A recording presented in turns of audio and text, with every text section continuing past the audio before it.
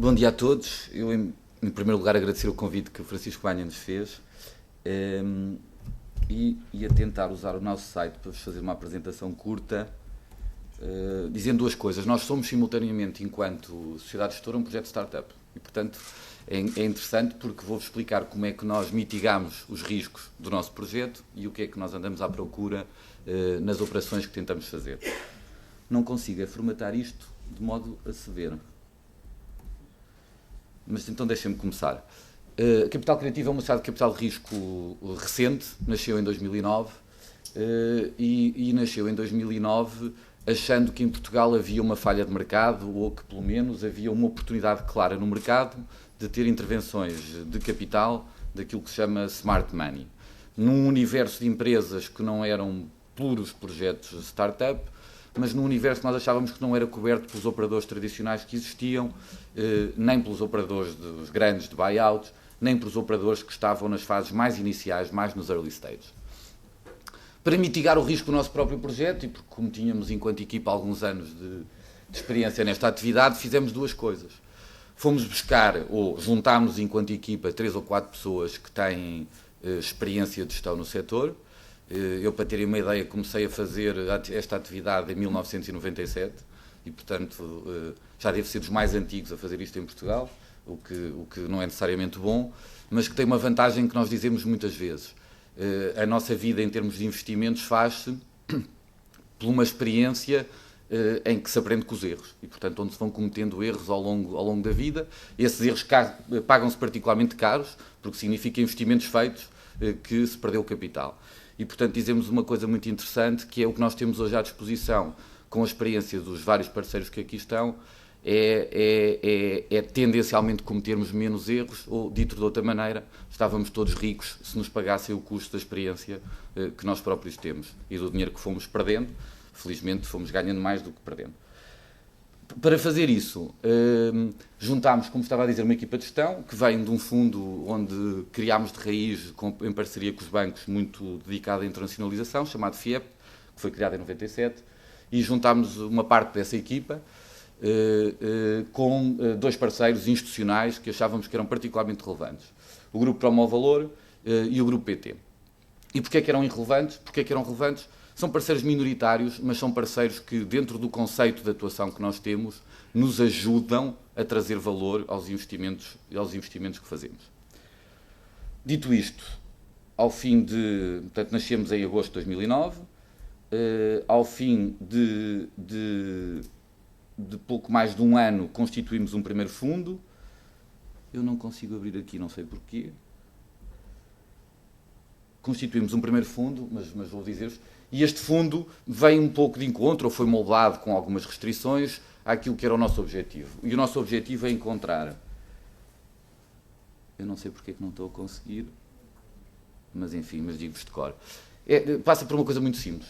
Procuramos empresas que não sejam necessariamente startups, empresas com EBITDAs até 5 milhões, que definimos este critério, e empresas que tenham capacidades, isto é, competências, tecnologias, produtos ou know-how, de serem escaláveis fora de Portugal. Ou seja, o que nós procuramos essencialmente são empresas que possam ser internacionalizadas na componente de exportação, na componente de presença noutros mercados e que possam crescer porque têm uma vantagem competitiva qualquer que lhes permite ir para outros mercados. Como é que esse crescimento... Isto é o que nós procuramos em termos de empresas. Significa que fazemos depois 2 tipos de operações em termos de investimento. Capitalizamos essas empresas para prepará-las para a sua base de internacionalização. Muitas vezes tem um período preparatório antes de fazermos os próprios movimentos. Outras vezes reforçamos essa presença internacional e, portanto, aumentamos a sua presença. E, por outras vezes, resolvemos alguns bloqueios que a estrutura acionista da própria empresa tem e que constituem constrangimentos ao seu processo de crescimento. Tipicamente em empresas familiares ou em processos de MBOs e em processos de MBAs. E como é que atuamos?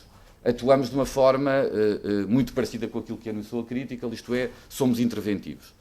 Ser interventivos significa participar ativamente na gestão dos projetos onde investimos, e essa participação exige algumas regras que têm que ver, em primeiro lugar, com com o mínimo de dimensão do nosso investimento em termos percentuais. De facto, exigimos ter, não necessariamente posições de controle, mas posições significativas no capital.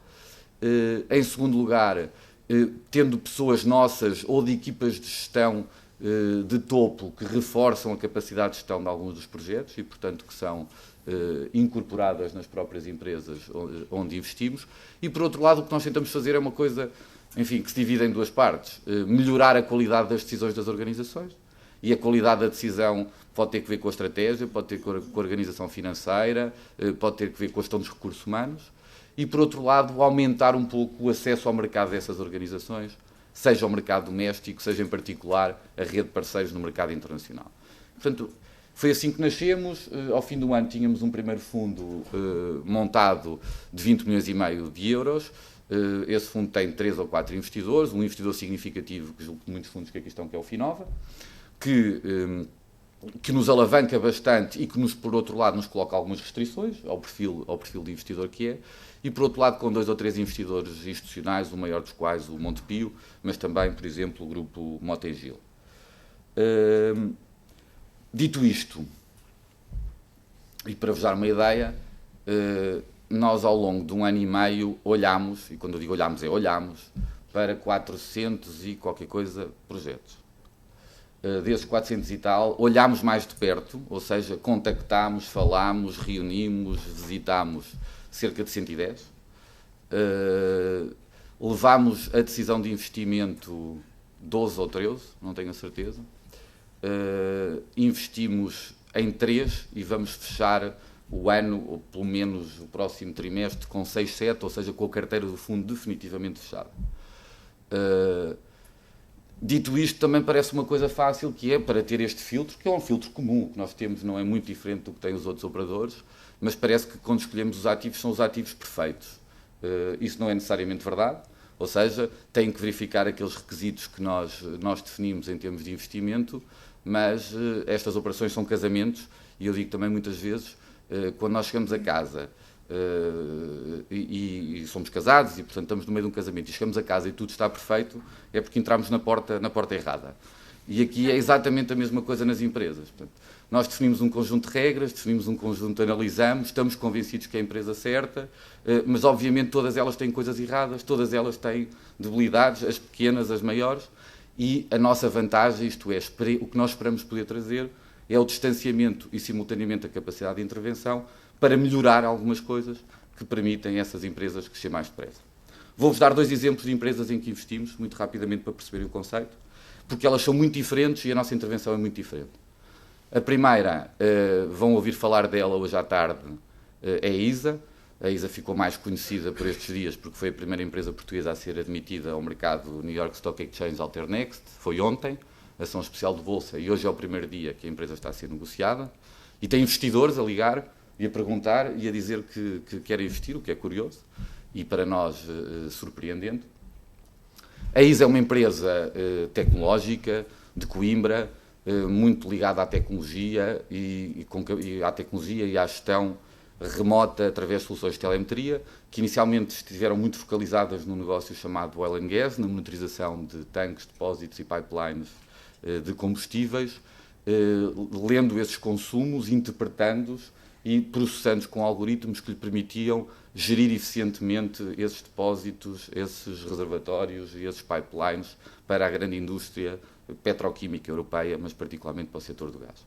E a partir dessa mesma tecnologia, desde há 3 anos, tem desenvolvido, com base nessa tecnologia e nesse conhecimento, alguns produtos para outros mercados, o primeiro dos quais para a área de eficiência energética, cujo principal responsável, que curiosamente também vem da crítica, é o Henrique Pereira, que está aqui na plateia, mas também a fazer esse desenvolvimento para outros segmentos. É uma empresa, portanto, já com um track record, já com competências estabelecidas, mas que precisava de resolver alguns bloqueios, seja em termos da estrutura de capital para reforçar a sua capacidade internacional, seja a capacidade de aceder a novos mercados que estavam mais distantes, mas que eram mercados de maior potencial de crescimento, nomeadamente os mercados do Middle East, onde a ISA abriu uma operação ano passado, depois do nosso investimento, e também o mercado brasileiro e o mercado da América do Sul, bem como o mercado americano. Foi isto que tentámos fazer com a ISA, colaborar com a ISA com capital, obviamente. Não somos só criativos, temos também capital para o fazer e é preciso, muitas vezes, esse capital. Mas também ajudá-la a montar a rede de parceiros, a focar algumas coisas de negócio e a reforçar um pouco as estruturas de gestão. Tudo isto culminou, de facto, com a admissão da ISA ao Alternext. Não é um objetivo, a ISA ou qualquer empresa não nasceram para ir para a Bolsa, mas numa empresa que está presente em muitos mercados fora do português e que tem grandes clientes e que procura entrar em grandes contas, o selo de credibilidade, de notoriedade e de existência de regras e de transparência que nos dá o acesso ao mercado é muitíssimo relevante. E, portanto, essa foi a razão. As empresas não nasceram para ir para a Bolsa, a ISA não nasceu para ir para a Bolsa, mas a Bolsa vai-lhe dar uma dose adicional de reputação e de credibilidade que nem sempre uma empresa portuguesa, de Coimbra, numa área tecnológica, a lidar muitas vezes com clientes que são petroquímicas ou utilities de grande dimensão e com materiais até perigosos, por exemplo, com sensores que estão alojados junto a depósitos de gás, e, portanto, isso vai colaborar um bocadinho, ou vai ajudar um bocadinho a ISA nos seus esforços comerciais e nos seus esforços institucionais. Dar-vos outro exemplo de coisas que é possível fazer em Portugal e que se têm feito e que nós conhecemos menos. Temos outro investimento numa empresa em que o nosso racional foi muito diferente daquele que teve na base da ISA.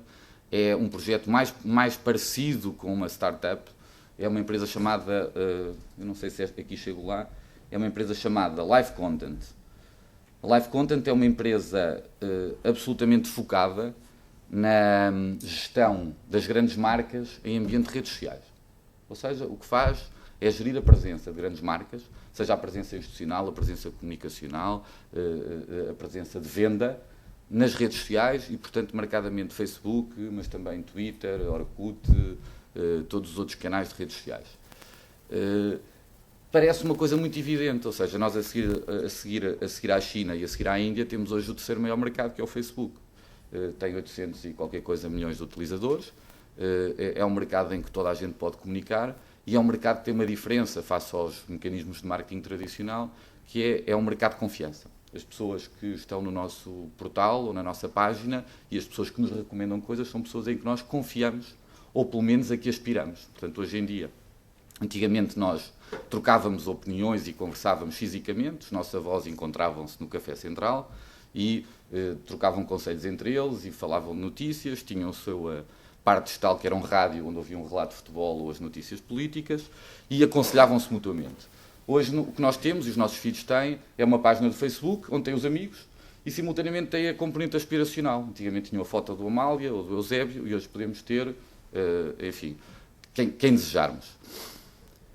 O que eles fazem é gerir essas grandes contas, que começaram a fazê-lo em Portugal, em contas do BES, da PT, de grandes bancos, nos mais variados formatos, e simultaneamente abrimos com eles uma operação no Brasil, que vai fechar este ano, abrimos o ano passado e vai fechar este ano com um volume substancialmente maior que Portugal, para terem uma ideia, e abrimos no México o mês passado. E, portanto, o que estamos a tentar fazer é uma empresa que está a aproveitar uma oportunidade, que é a existência de uma rede de 800 milhões de pessoas, onde se pode fazer marketing, onde pode haver uma presença de marca e onde as grandes agências, já agora, como isto ainda só pesa 5% no total do marketing geral, portanto o marketing online vale cerca de 5%, onde as grandes agências ainda não chegaram lá, porque lhes canibaliza o negócio, porque é low cost e porque ainda não lhes interessa penetrar nesse segmento. E, portanto, isto é uma oportunidade, é deste género também que andamos à procura. Aqui o nosso esforço é diferente, porque estamos a falar de empreendedores que queriam estar em 27 países ao mesmo tempo e abrir 59 operações todas juntas, sem que consolidassem primeiro as suas bases organizativas, de recursos humanos, os seus manuais de procedimentos, etc., que lhe permitem depois ir para outros mercados e reduzir o risco das suas operações. E, portanto, era isto que eu vos vinha a apresentar. Não vos vou chatear muito a dizer os requisitos do nosso fundo. Este é o conceito genérico. Obviamente que o fundo tem algumas limitações. Essas limitações podem ser temperadas ou moderadas, mas há outras que são inevitáveis.